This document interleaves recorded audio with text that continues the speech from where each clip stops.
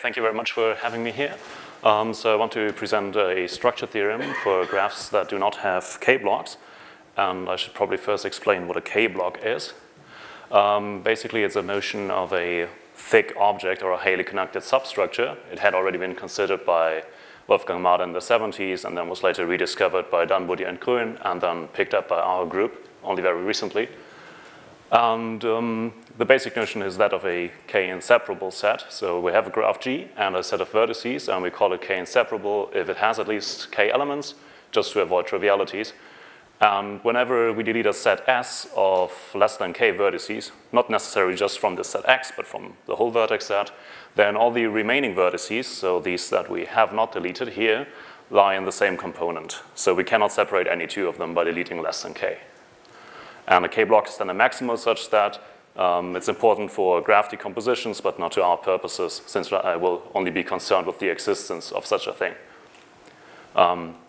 So the picture is we have our set X here, and then it's not possible to find some small separators such that some lie on the left side and some lie on the right side. So it kind of behaves like a k-connected subgraph within the graph G, but it's very different in that it may draw its connectivity from the whole ambient graph rather than from the subgraph induced by this set X. So for instance, if we take a subdivision of a clique on k vertices, then these branch vertices, which I've marked in blue, then form a k-1 inseparable set. There's always a plus or minus 1 with structural graph theory. So as you see, this set is disconnected. So this is not a highly connected subgraph per se, but it does form a block. And a very different example in an even planar graph is given here, where we take a rectangular grid and we join these blue vertices on the perimeter. Then between any two blue vertices, you find, in this case, 9 disjoint paths. So that's a 9 block. And this example is very important because it shows that you can have a planar graph with a k-block. So I'll just put this into context and relate it to other notions of thick objects in structural graph theory. So first, let's look at topological k-k-, so subdivisions of cliques. As I've already mentioned, they give rise to k-1 blocks, so they translate here. And they also, of course, give you a k-k minor in a general sense, each of which induces a bramble of order k. This is very immediate here and also straightforward, but not as direct here. But that's not the point in this case for me now.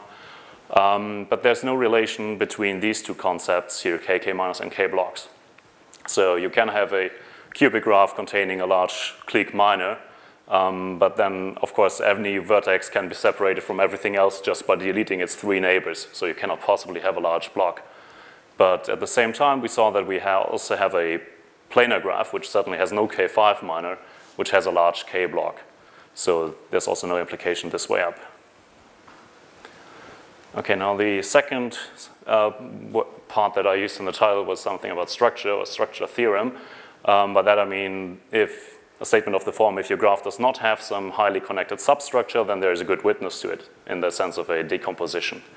So the seminal result is, of course, the graph minor structure theorem that Paul Wallen has introduced us to on Monday already, which says if you don't have a k-k minor, then you have a tree decomposition, and every part is, well, almost embeddable on some surface in which kk cannot embed. So if you go around the tree and you ask, oh, hey, I'm looking for a kk minor, where is it? Then every part just says, oh, I wouldn't know, I'm living in a low order surface. And a similar result was recently proven by Grohe and Marx for excluding topological minors now, so subdivisions of cliques. And there, every part actually has 2 choices of which excuse it wishes to make. So either it can say, oh, I don't even have a kk minor, let alone a topological one. Or it may say, I may or may not have a kk minor, but I certainly don't have any high degree vertices that could be the branch vertices of a topological clique minor. And so now, when we try to go to k-blocks, then of course a graph without a k-block doesn't have a topological k+1 minor. So I could just apply the theorem of Grohe and Marx and get this. But this is not the result I want to present because it's not a very good theorem. Namely, this first excuse is not a very good one anymore. So if you go around the graph and you're looking for the k-block and the part tells you, oh, I wouldn't know about that, I'm basically planar, then he's probably lying to you and you should not believe him because we know that there are planar graphs with large blocks. So this excuse is now a very lame one, but the second one actually still is valid because the vertices in a block need to have high degree. So actually it's very easy to show that if you have such a decomposition where basically every part has almost bounded degree, then you can't have a K-block. And the structure theorem that I want to present is a qualitative converse to this with some numerical trade-off. Namely that if you do not have a K+1 block, then you have a tree decomposition where every torso has at most K vertices of degree at least 2K squared. So in fact, we only need this second kind of excuse from the extruded topological minor theorem. I should definitely mention that you can deduce this also from a recent result of Dvorak, which refines the theorem of Grothendieck marks for excluding topological cliques. But that is first off a very difficult theorem, and it does not yield explicit bounds. Maybe you could derive them for this special case that you would apply here. I haven't looked into that because the proof for my main theorem is rather simple and direct, and it gives a quadratic bound, which is by graph theory standards pretty solid, but still probably very wasteful. So I think it should be improvable to something linear. So maybe you can replace the 2K squared by, I don't know, 170K or something else. Okay, and that's basically it. Thank you.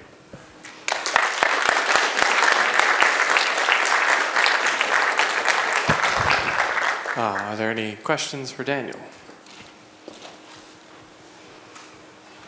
I did have a question. So where does the quadratic bound come from in your proof? Well, it's just rather silly. So you want to find a lot of paths into. So if you have a vertex of high degree in the torso, then you want to find something like a large fan of different paths running into this torso. And somehow you can only, at each adhesion set, I can only get one path back. Maybe you could try to find more at once, but then you need some different techniques, I think.